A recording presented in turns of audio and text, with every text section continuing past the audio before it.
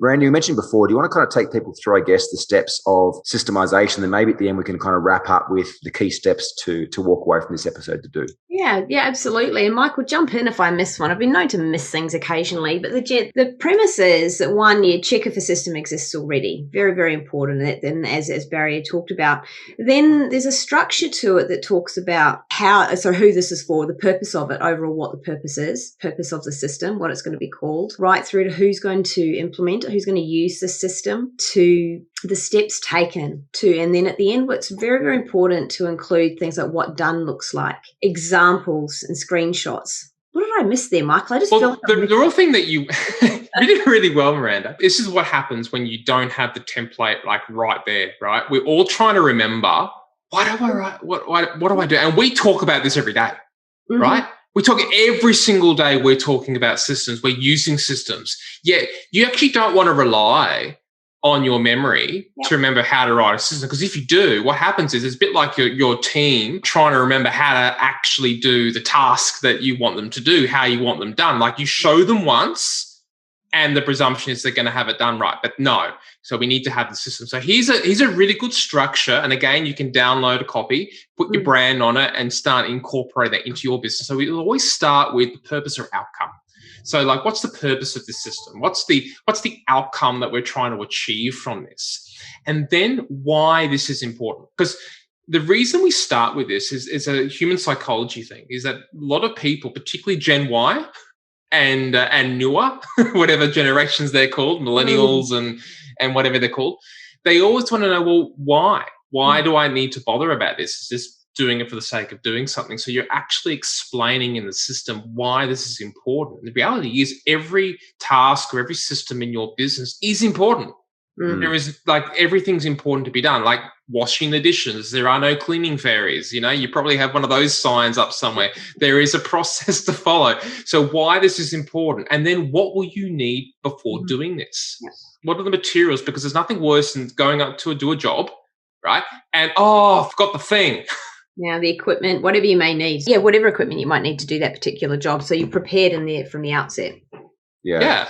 There's one more really important thing to note around this as well, is that, like, I remember when I had my trades business, I don't even remember other businesses that I've had, but where mistakes happen, and it was like I was constantly putting out fires and mistakes would frustrate me. And there's a significant difference now, is that when there's a mistake or when something happens in any one of my businesses, I'm actually excited by it because it shows there's a gap in the company. And the reason I'm excited is because we have a system. So the first question that gets asked to the employee or the team member that was in charge of that thing is, was the system followed? If it wasn't, there's a conversation of, well, why wasn't it followed? But 99% of the time it was. And the questions are, cool. So what's missing or broken in the system to improve this? Systems are not something that you write once and they're a static thing. They're constantly evolving and improving. And the great thing about it is that's how you grow a phenomenal business, because mistakes happen, you go back to the system, you fine tune it, and they get so much better over time to where your business is outperforming anybody else in the marketplace, because you've taken the time to create these evergreen manuals and steps that allow your business to perform at a high level. Which is worth the money. The systems in your business help you to, if you ever want to sell or exit or have a valuation in your business, this is how you create incredible value in your company, because creating a business that runs without you, for example, with a fully systemized business, is highly desirable for someone to want to buy.